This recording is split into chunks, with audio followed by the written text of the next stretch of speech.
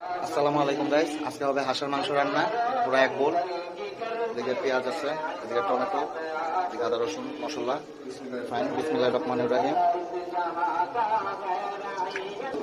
তেল গরম হয়ে গেছে, এখন আমরা পেঁয়াজ দিয়ে দিব। বিসমিল্লাহ।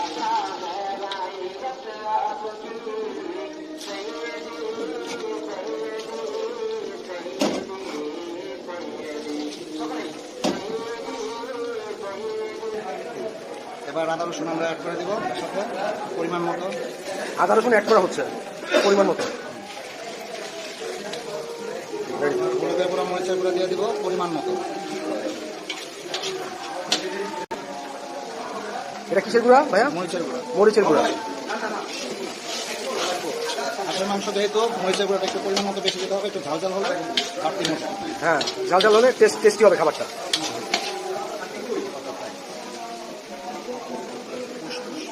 মশলাটা যখন হালকা কষানো হয়ে গেছে তখন আমি টমেটো অ্যাড করে দিব। টমেটো আগে থেকে কুচি কুচি করে রাখা ছিল।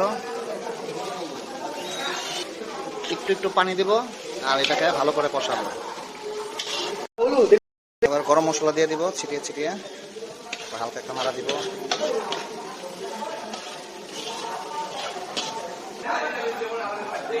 মাংস দেওয়া হচ্ছে, মুন্না ভাই দিচ্ছে মাংস।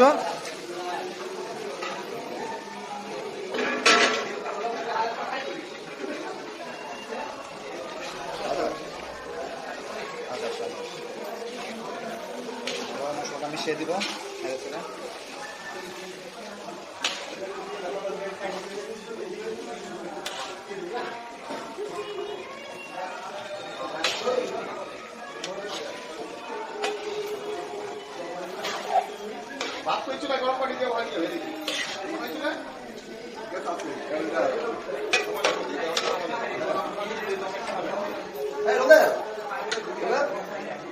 ধন্যবাদ মুন্না ভাই, আপনাকে অনেক ধন্যবাদ।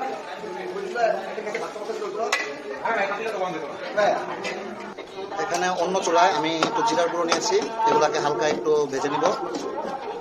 হালকা নাড়াচাড়া দিয়ে দিব। নিচের গুলাকে উপরে উঠায় দিব, উপরের গুলাকে নিচে।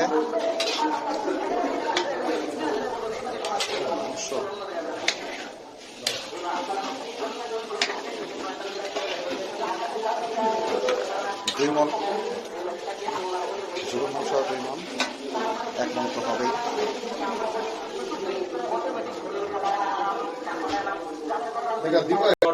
এবার কাঁচামরিচ দিয়ে দিব।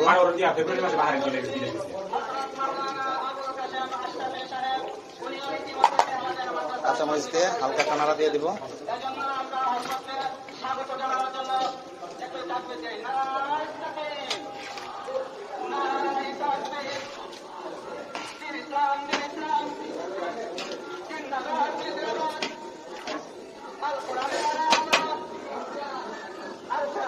দেখি কি অবস্থা।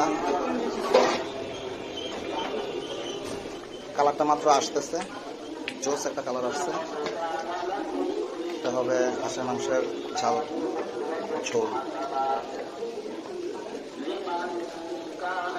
হাঁসের মাংস যেহেতু সিদ্ধ হওয়ার একটা ব্যাপার আছে, একটু সময় বেশি লাগে। তো দেখবো কি অবস্থা।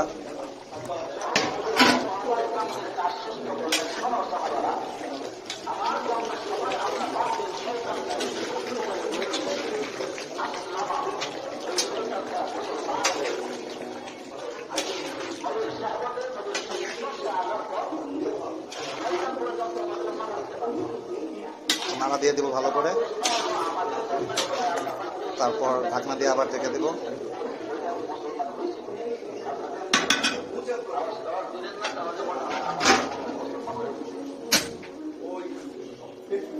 ঢাকনা দিয়ে আবার ঢেকে দিব।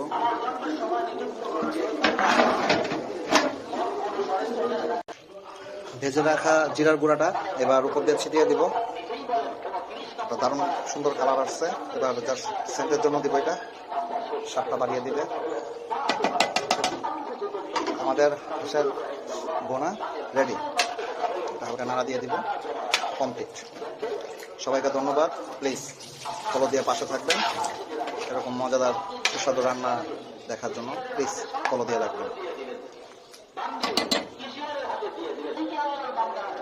আমাদের সুস্বাদু হাঁসের ঝাল বোনা হয়ে গেছে।